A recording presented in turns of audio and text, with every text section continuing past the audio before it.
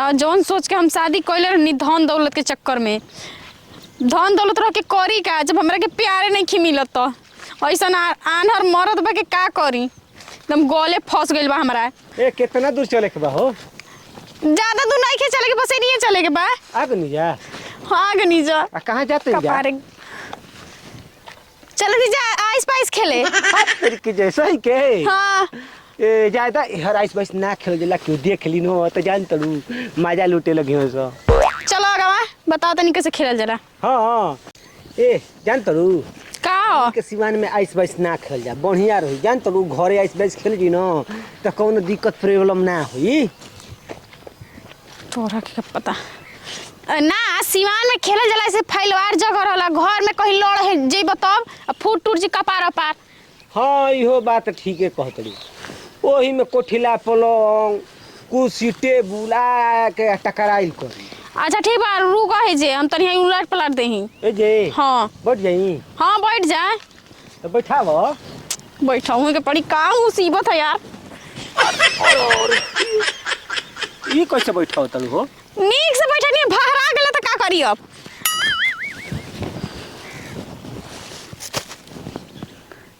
जौना चक्कर में हम शादी बियाह कइले रहनी ना इ तो एकदम पीछा नहीं छोड़त हमार। उलट गला उलट गला। ई कह रे खा ला रोटी हकारी। गोईठा गोईठा चिपरी जन चूल्हे में झोकल जाला। ई परी हो। हाँ सही ने कहत रहलू ओकरा से ना बियाह करनी है, अनहरा से बियाह कर लेनी, लेकिन अनहरा चलहाक ना कितना बा मोरते नहीं खी। हम सोचनी कि मर जाई तो धन दौलत कुल हमार हो जाई, लेकिन का बताई भगवान पता नहीं कितना का लंबा उम्र दिले बड़न के टपकते नहीं खी। हो ऐसे भी तो नीक जगह तो बैठले भाई भोले भगवान नहीं खी मुआव तक का करी हम ही ना खत्म कर देत हई। ए आ कितना देरी ले जा रहबू हमन मनवा उजिया गइल पे जोन लू। चलत हई चलो जल्दी चलत हई जल्दी से चलत हई घरे तरह के। चिड़िया चिचिहा तैसन हो। हाँ चिड़िया चिचियात है सभी 16 लाख कुछ देर बाद ना सुनाई घरे चल जाएगा तो काहे अन्हार हो जाई का? मतलब घरे में चल जाएगा कहाँ सुनाई देही? नहीं तो बात पंखा कूलर चली ना। हाँ भगवान के यहाँ जाके आराम से सूती है। घर जाके आराम से सुतब ना। बहुत बढ़िया कहतड़ू। देख सिवान में जानते बड़ू कि बेड लेखा आराम थोड़े भेटाई सिवान में। अच्छा खड़ा हो ना अब चले के उठ जा। ए ता हाथवा धके उठाओ तबे ना उठब। अच्छा ठीक है बा, लेकिन कितना अच्छा मौका ना बा। एगो पोखरे बा जोरिए इतना गहरा पानी में जब फेंकब तो अनहरा के पते ना चली।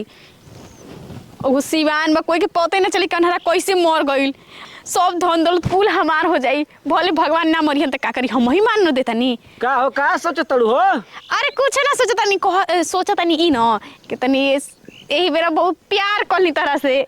हाँ हाँ बड़ा बारे हमार मेहरा बड़ा प्यार आवता है। दिल खुश कर दहलू एकदम जियरा जुड़ा गइल। खड़ा ना हो जा मनवा गदगद हो गइल। आज हमरा के प्यार करके भेटाई जिया राजा। उठा तरह से प्यार करत रहनी केहर से प्यार करके ऊपर से ऊपर से। हाँ हमरा तो लौकत होइए नहीं कि का जनाई केहर ले स्टार्ट होखो। तारा के ना बुझाई तनी को हम जैसे से कर तनी खले वैसे तू शांति से बस रह। हाँ ठीक बा चलावा चलो बहुत प्यार करे के मन करता आज हमार। हाँ। आओ ना तनी और नजदीक आओ। अच्छा एकदम नजदीके आओ तनी। हेने तनी यार बना कोई ना लोकी हेनिया एकदम आड़ा लेके जाई हो। हाँ ये जे खा रहा बस कुछ काम बा ना। हाँ रे करे हे ए क्या हो?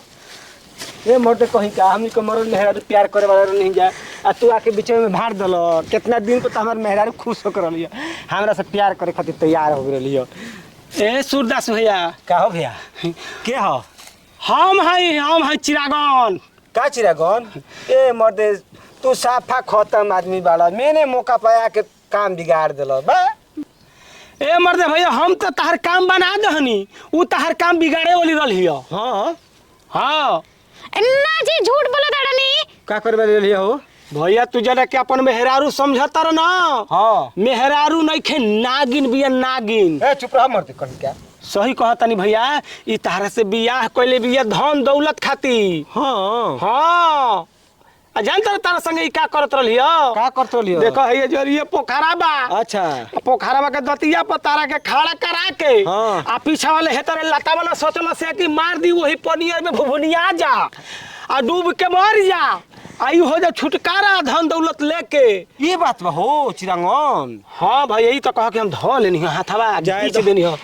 तू तो हमरा खातिर भगवान बन के आ गेलो मरते तहारे एहसान हम कहिया उतारब बताओ अब तो हम मरे वाला रह जाए नागिन 76 77 78 डेढ़ नंबर के मेहरारू अब का रोवत तड़ा एक नंबर के मेहरारू समझ के बियाह करे रहल हो कुंवार।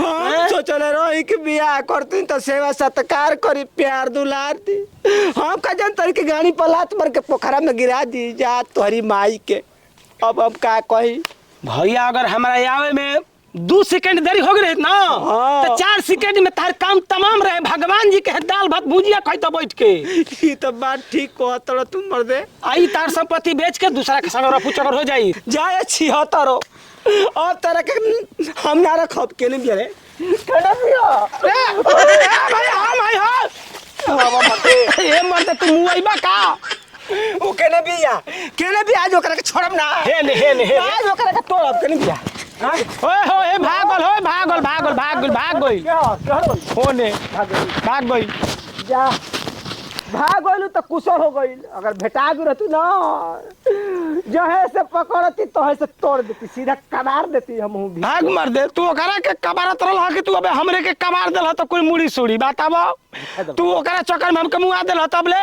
गलती हो गई अब आंधर आदमी बानी लौके का होइए ना मारे के ओकरा के तो धल नहीं तोहरा के तो जब लौके कहे ना तो का चली आवत रहे नहीं है ए हम जंत्र नहीं न कि हमार मेहरारू बिया तो हमरा के पति परमेश्वर समझी आए हमार जिंदगी भर साथ निभाई जब तक ले जियब तब तक ले प्यार दी दुलार दी हमार संसार के आगे बढ़ाई।